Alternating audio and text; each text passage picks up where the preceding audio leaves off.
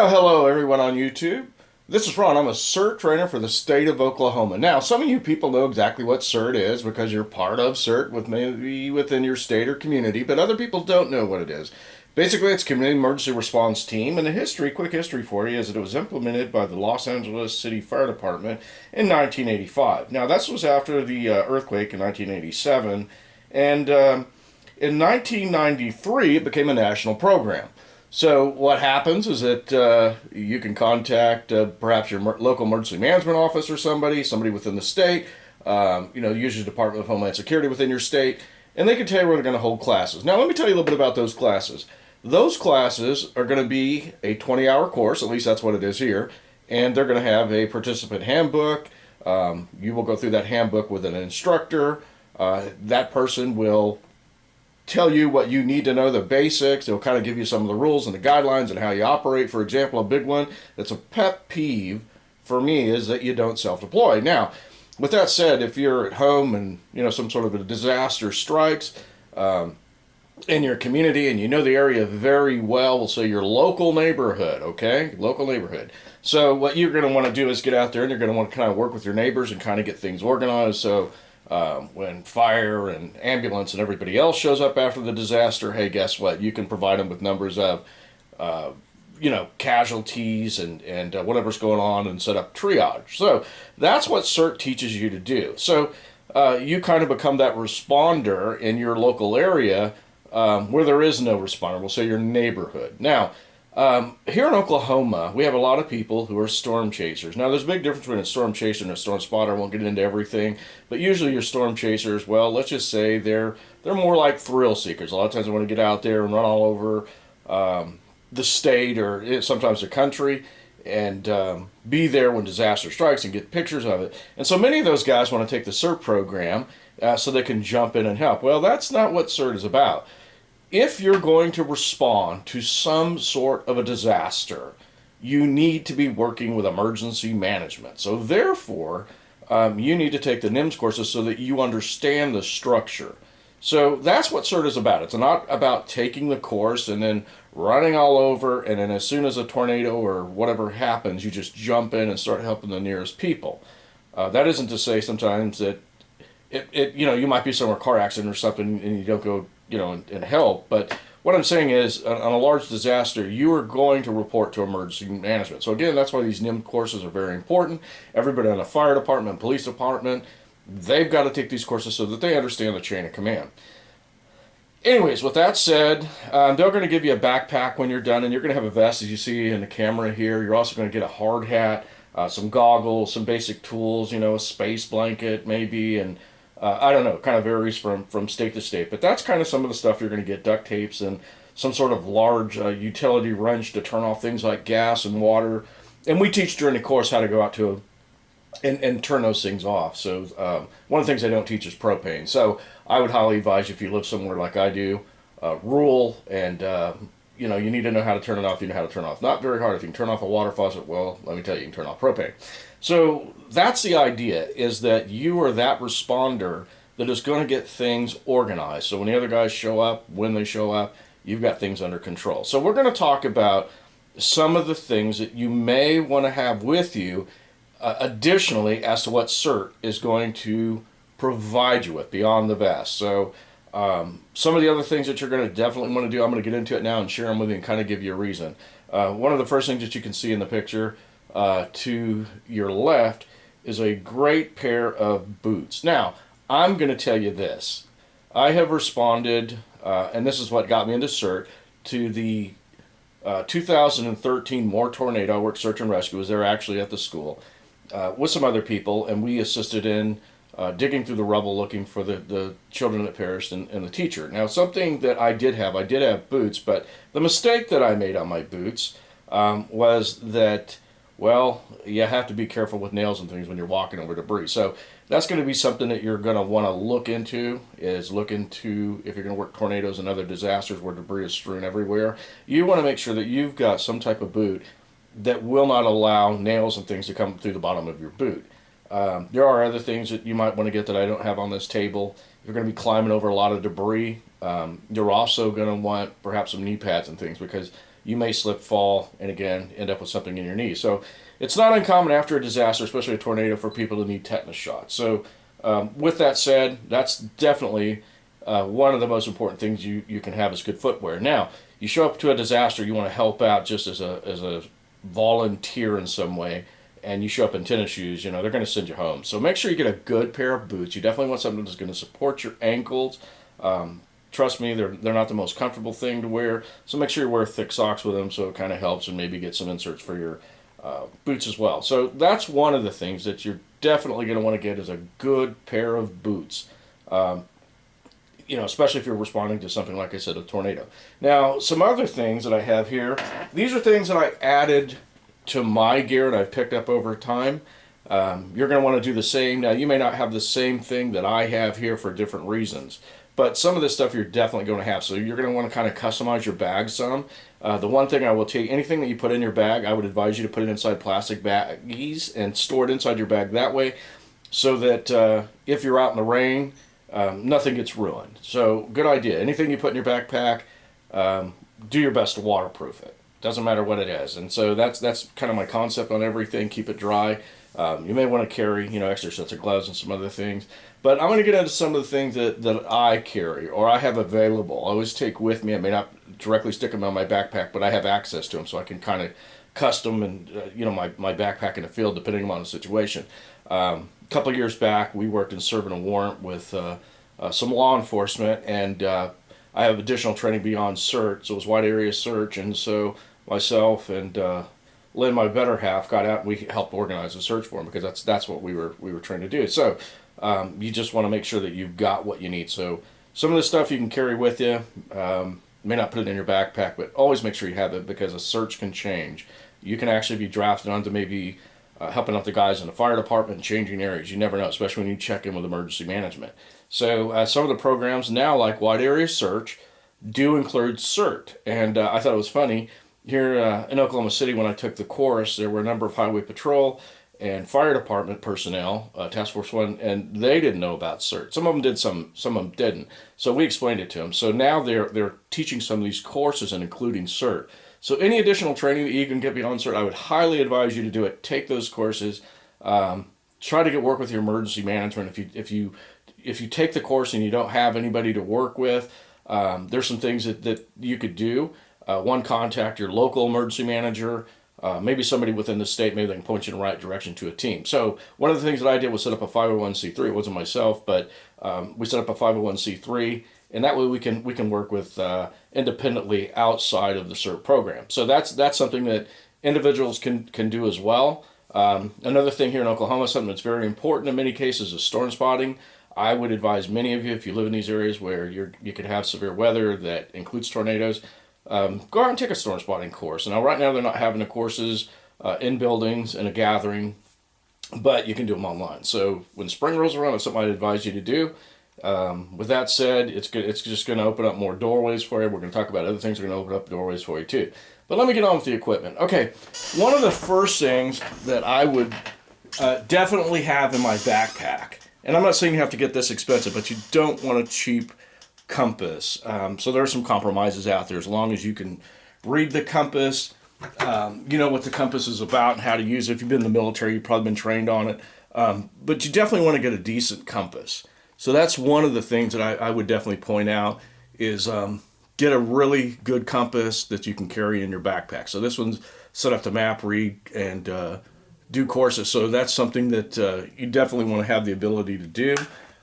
There are other options out there. For example, this is a GPS Garmin compass. The batteries fell out. I don't keep the batteries in there, and I would advise you, if you get something like this or anything that holds batteries, don't keep the batteries in there too long because we know what happens over time. So this is something that's good to have. This is going to operate off GPS. Now, it'll mark where you're at. It'll give you coordinates. So if you need to get information out and give your exact locations, because a lot of times in a tornado, something like that happens, there may be no street signs. Trust me, been there, seen it. So you definitely want to have street coordinates available on some of these compasses. Will have it so that it'll tell you what street you're on, Smith Street or whatever. Others won't. It'll just kind of give you your longitude, latitude. With that said, you want to make sure you've got the standard gear, the hard hats, everything else. Something that near and dear to my heart is you want to have a good flashlight. Now, you get a flashlight that comes, but this one is luminescent and glows in the dark, and it's waterproof. So, something like this is good to have. I'm not saying that you have to have something like this, but you definitely want something that's got a little bit of power to it, especially if you've got to search fields and open areas. Doing house-to-house type searches like we did more, particularly at night, you didn't have to have something this bright, but it helps. And I'm going to give you another piece of advice that you'll find out very quickly, is that if you get out and you are in an area where there's a lot of mosquito, especially at night, and you turn on a flashlight, well, you know what happens? You get swarmed by bugs. So one of the options is maybe get you a headlamp and wear it on your helmet, have it in your helmet, have it available, carry 2 flashlights with you. There's an old saying that says, 1 is none and 2 is 1. So if this flashlight fails, you have something to fall back on. So I would definitely say carry 2 flashlights. It's a minimum for me. But I would get something that maybe has a red or green light to it so you don't pull all those bugs to you. You don't become a bug magnet, okay? With that said, make sure you carry some repellent. This is something that you're not going to get in the backpack, but it's a really good idea to have, is some good repellent. So you're definitely going to want that. Now, when you're conducting search and rescue, there's a lot of things out there. You're going to be working with other people. Hopefully they're trained in search and rescue. If you're in your own neighborhood, well, you're going to have to train those people and kind of lead them. You're going to become that leader. But this is something that I picked up for doing search and rescue, and it's called Seek Thermal. And so the way that this thing works is it'll power up, and it's going to tell me what the temperature is. So yes, this thing works very, very well. Used on a number of occasions for different things. I can go out at night, have a large yard. If I can't find my dogs, they don't want to come. We all know how dogs are. But in any case, I can walk outside with this and know exactly where something is, some sort of a heat source. So in a disaster, something like this will be really good. Something like this is going to probably run you $300 to $400. There's some stuff out there a little cheaper, some more expensive. This will take pictures. It will not do video, but really for search and rescue, you don't really need video. So this is something that I think that if you actually have a team of people that you're working with, this is going to put you ahead in the game.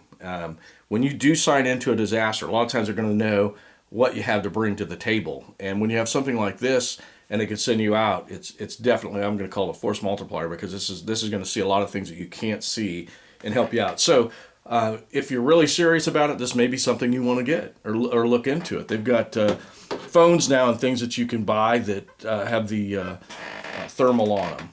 Some of the other stuff you're going to want to do is for everything that you have, you're definitely going to want to have some good batteries. I would again say something like this, know what you're going to have.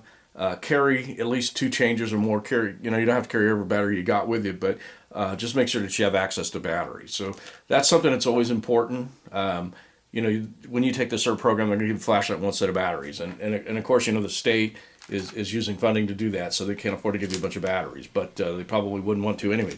So go out, get you some extra batteries to carry. Again, carry everything in Ziploc baggies that you can. Now, something they're not going to give you either, get you a good set of earplugs, because you may have to work around some equipment or people that are operating some very noisy equipment. So it's good to have not only PPE for your eyes and your head, but also earplugs. So you can buy some of these disposable earplugs, for example, or you can go out and buy you a better set, but definitely have you some good earplugs.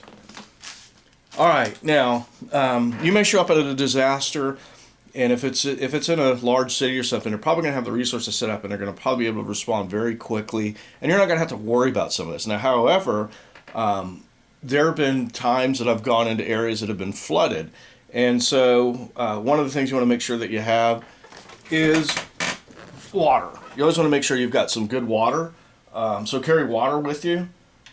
Very important to carry some water. Additionally, I would tell you to go out and get you a live straw or something, some sort of a cheap filter. You don't want to make sure it's too cheap, but get you a good filter, because sometimes they may have running water, but they're telling people to boil it. They're telling people to boil it. It's not a good thing. The unfortunate thing, a lot of people are under the misconception, there's a difference between filtering water and purifying it. So you definitely want to try to lean more toward the purifying aspect, because sometimes when you filter it, it's not going to get some of those particles. Boiling water, it works. It'll kill the bacteria, but if there's any contaminants like petroleum products or heavy metals or anything like that, the boiling's going to do no good. So definitely make sure that you always have got some water when you go into a disaster zone. If it's in a large city, you're going to be covered. But if it's going to be a small rural area or a wide event, yeah, you're definitely going to have some water. With that said, I would also tell you be mindful of other things like food. They may not be able to cook. So you want to make sure that you've got some food. Now, there's different things. You can buy MRE kits or something, or get you some of these Cliff Bars. These are pretty good. They probably got a flavor you would like if you haven't tried them. I have a lot of these for breakfast. They're good. Something else I picked up at Walmart, I think a while back. You could probably find these in other places. Some of this type of survival type food and carry in your backpack. It's pretty heavy. I forget how many calories. Well, it says right there. You can see. So it's a lot of calories right there. You're probably not going to eat all of it one day. But and it doesn't taste bad. If I remember last time I ate some of this, it kind of had an orange flavor, a lemon flavor to it. One of the two. I can't remember. But yeah, this is definitely something that you want to carry. You want to have some food with you because you never know. Eventually, if it's a large disaster again in the city, they're going to have the Red Cross out, and they're probably going to bring food, and there's probably going to be other people that are going to show up and cook food, and you're going to be good and covered. Now, with all that said, we talked about purifying water. Right now with the coronavirus going on, you're going to want to carry something like this in your backpack. Make sure you have your own personal supply. This one I actually picked up, believe it or not, during the El Reno tornado, and I've kept it ever since. I've got a couple of these, and I fill them as I need them. So this is something that's handy to carry with you. Make sure you've got that in your backpack. The other thing that I would tell you to do, it's not up here because I don't have much of it, but any case, always make sure that you carry cash when you're going into a disaster area, especially if it's large and widespread and electricity's out because the credit card machines may not work. I can't tell you exactly how much to carry, but I would say minimum $50 if you can do that. And I would carry it in small denominations. Forget $20 bills. Carry ones and fives. And the more ones, the better off you are. So that's advice on money for you. I always try to keep a little extra money, change, whatever. But make sure you've got that with you. Because like I said, again, they may not be able to use your debit card or anything else. So it's always a good idea. Now, something else to carry with you are these flushable wipes. Obviously, you don't know when and where you're going to have to go to the bathroom, so it's a good idea to carry these in your backpack. So when you got to go, you got to go. I get that. And so you may not have toilet paper. So carry something like this again. Really good to have in your backpack. Again, keep everything inside of baggies. Something else that I would definitely tell you to do is get some rain gear. Make sure that you carry it. At least take it with you. You never know. This is just a pair of pants that I have, but I've also got a jacket. So make sure that you're carrying some rain gear with you. I mean, again, this is stuff that they're generally not going to talk about in CERT. It's not in the training manual, best as I recall. But these are just additional things that I'm telling you as a CERT instructor that you're going to want to definitely look at, because you can get out in the field and have your backpack and your hard hat and your cute vest on and realize that you don't have what you need. They gave you the bare minimum. Kind of like sending somebody fishing and giving them a hook and a weight and a can of worms, So it just may not work out well for you. So these are some of the things that I carry. You may want to carry something like hand lotion or some Vaseline or something like that. For your lips, they make it dry. You also can use it, maybe to put on your hands, but carry something that you can use, some sort of a moisturizer that you can use with purpose if you need it. So it's always good to carry something like this as well. It just, trust me, you get out there and beyond the first aid kit, you just want to make sure you got it. Now, something that I carry when I go to the field, and your state may have this as well, is a field operations guide, because trust me, most of you people are going to take the CERT course, you're going to go home, you're going to throw the backpack in your closet along with your helmet, and you're not going to pull it out until maybe you need it. And when it comes time, you may not remember everything, but if you've got something like this, then you're going to go through and you're going to have something, a reference that you can go back to, and it's going to tell you most likely what you need to know. It's basic. I also do emergency communications in the field via ham radio. So let's talk a little bit about that. All right, ham radio. It plays a very big part and many disasters, things like Katrina and some other events that happened, like Houston. A really big one was Puerto Rico. Their communications went down, and not using this radio, but using high frequency, they were able to transmit messages back and forth and make contact for loved ones. So when everything else fails, ham radio does not. So this is a Baofeng UV5RA. I think it's under $30.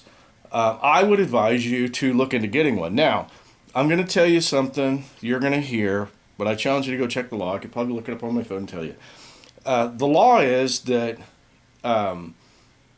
people can use a ham radio in an emergency when all other communications fail. Now, what does that really mean? What that means is, let's say you know there's a tornado coming and your house is going to get blown to Kansas with Dorothy and Toto, and so you decide to run and jump in your cellar or storm shelter, whatever you want to call it. I grew up calling them cellars. But anyway, so you jump in the old cellar and you shut the lid, and next thing you know, you hear, and I've been there, I was in the El Reno tornado. So the next thing you know, a tree blows down, covers the door, and you're now trapped in your cellar. And so you grab your handy dandy cell phone to make a phone call, and there's no signal. Now, during Moore, that's exactly kind of what happened. People probably somewhere got trapped in their cellar, and it's happened before. But the towers were so busy that they couldn't make a phone call. And so if you were to have this ham radio and you were trapped in your cellar, you would be allowed to use it if it's an emergency that could cost you your life. So when life and property is really at danger, you got to be careful, because it's going to be up to them to determine, and there's no other means of communication. You're going to have to prove that. No other means. Then you can use a ham radio if you don't have a license, okay? There's a lot of misconception out there. I've even heard CERT people want to argue with me. I'm a licensed general class ham radio operator, and I've had to show them the law and said, no. It says when no other communications are available, then you can use a ham. So if you think that you can go out and buy this radio and, hey, tornado happened, I can just get on there and talk now, that is not the case. You could end up with a $10,000 fine. In fact, I saw an incident a while back. Some guy in Tulsa decided to use his ham radio when a tornado was on the ground. Now, the Skywarn people they were monitoring. Now, ham radio and Skywarn have a very close connection, so that's another reason to get your ham radio operations license. It's not hard to do. There's programs on your phone that you can study your computer, and they give you the test questions. I would tell you just learn those test questions. Other people are going to disagree with what I say. I don't care, but this is how I did it. Study those test questions. It costs you $15 once you're doing pretty well on those. It'll give you the exact question, tell you the number, everything. Learn the right answer. Look for a keyword in there. So whether it's multiply, divide, subtract, whatever, know that keyword, and then when you see that question pop up, there's 400 questions in the question pool, but you're only going to get 35 of them. So know that keyword, and you'll pass the test. Just study. I studied a month for my tech. Got my tech, went back the next week after studying a week and got my general class. So to me, it's not that hard. But for some of you, maybe, and I understand some people have challenges and don't test well. But that's how I did it. And so by the time that I had my license and I could transmit, I can honestly tell you, I didn't really know how to use a ham radio. I mean, I didn't know how to program it. I didn't really understand it. So once you get your license, you join a ham club somewhere or find one of your friends that's a ham radio operator, and I'm sure they're going to help you. Hams are great people. So this is something that you're going to want to get into.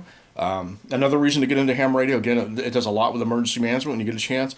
Get on YouTube. There's a video of the person who was over FEMA, and he became a ham radio operator. And the reason that he became a ham radio operator was he realized what a big part ham plays in emergency management, potentially. Because if things happen and nobody can communicate, we hams can communicate. Don't depend on your cell phone. A lot of you will say, okay, well, I'm going to use my cell phone. Well, I'm telling you, the towers can go down. I've seen it happen in flooded areas, tornado areas. So don't count on your cell phone. So it's a good reason to get into ham radio. When you do, it's going to open up doors for you in potentially working more with emergency management. So I'd highly advise you to do that. I've got a friend of mine who has absolutely no training in emergency management that I'm aware of beyond Skywarn. And he is part of the emergency management system in the county that I live in, simply because he's a ham radio operator. All for being a ham radio operator. So there's another good reason. If you want to open doors, insert in emergency management, I would direct you and guide you toward ham radio. So very important. During the 9/11 event, ham radio became a big part because they had to put people in the field with bulldozers and whatever, and your average walkie-talkie doesn't cover it, but ham radio does, and so they jump in and help out with the communication. So definitely want to look into getting your ham radio if you're serious about this. And that's what I'll tell you when it comes to ham radio. You can look into what I said and see what I told you is fact. So there's a lot of things up here that, like I said, you're going to want to add to your backpack and have available. There are other things if you're going to do a lot of open searching. Like I said, you've got insect repellent. You're going to want fleas, ticks, whatever. You're also going to probably want to get a good small set of binoculars. You can buy those various places, different powers. Minimum 8 power, I would say. They're pretty small. So if you decide to get into the whole Skywarn thing and work with the local emergency management, like here where I live, we use ham radio to report to the EOC. And I have a small set of binoculars so that I can look for things in the clouds and I can see a bit away. So I'd advise you to do the same thing. Get a good set of binoculars. This is just some of the additional gear I would tell you that you really need to get in order to be effective with CERT if you're serious. So if you have any questions or comments, I think I'll go ahead and leave it there. There's other things that you could look at. Additional space blankets, things like that are always good. You just never know. So those are some of the things that I've picked up over the years of being involved in CERT. Anyways, if you have any questions or comments or have anything that you'd like to add to it, I'd welcome your comments. Again, this is going to change depending upon where you live. So if you lived in a very hot place, we'll say like Arizona, maybe in the desert and you had to get out there and do something, maybe some sort of search for some lost person, for example.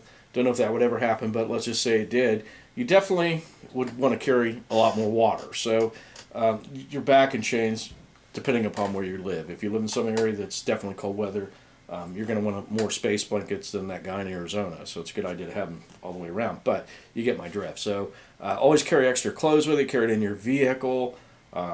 Just be prepared. Rain gear is really important in many cases, in many places, and other places not so important. But always have it because it's like anything else.